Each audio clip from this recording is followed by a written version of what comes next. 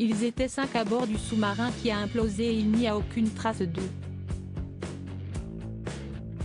Presque une semaine après la révélation de la mort des 5 passagers, rien n'a encore été trouvé et de ce que disent les experts, il n'y a rien à attendre de plus. Jeudi 22 janvier, en fin de journée, la terrible nouvelle est tombée, tous les passagers du Titan sont morts.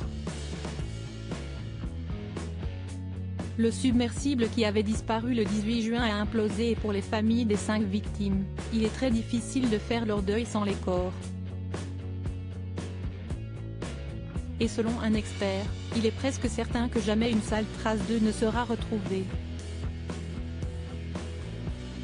En effet, vendredi 23 juin, le vice-amiral Jean-Louis Bichot a fait savoir sur Europe 1 que les chances de retrouver des éléments appartenant au corps sont pratiquement impossibles car ces derniers auraient été littéralement pulvérisés par la force de la mer et ce par 4000 mètres de profondeur.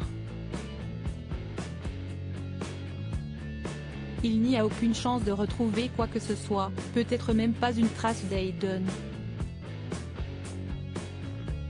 Ça fait 5 jours que ça cesse de passer. Tout a été dispersé et ça a disparu, a-t-il déclaré. Des propos durs qui reflètent la brutalité de l'accident. Si vous avez la moindre fissure, le moindre trou, l'eau va s'engouffrer de manière extrêmement brutale dans le sous-marin. Il va être à ce moment-là brutalement envahi par la pression et le choc est tel que la structure va achever de se démantibuler, avait-il ajouté.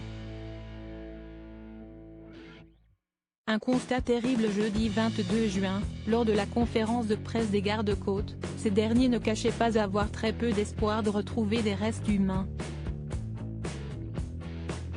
Il avait dit que des recherches se poursuivraient mais il n'y a pas de réponse sur les perspectives de récupérer les corps.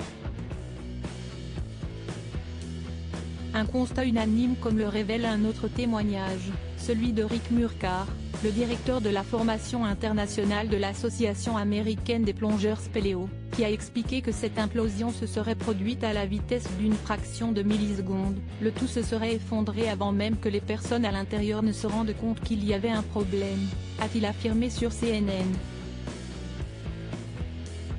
Un coup dur donc pour les familles de Paul-Henri Marjollet, scientifique français, qui avait été le directeur de l'une des premières missions de recherche sur l'épave du Titanic, Shahzada Dawood, qui était accompagné de son fils Sulman, 19 ans, et de Hamish Hardy. Mais aussi pour les proches de Stockton Rush, le pilote du sous-marin fait aussi partie des victimes.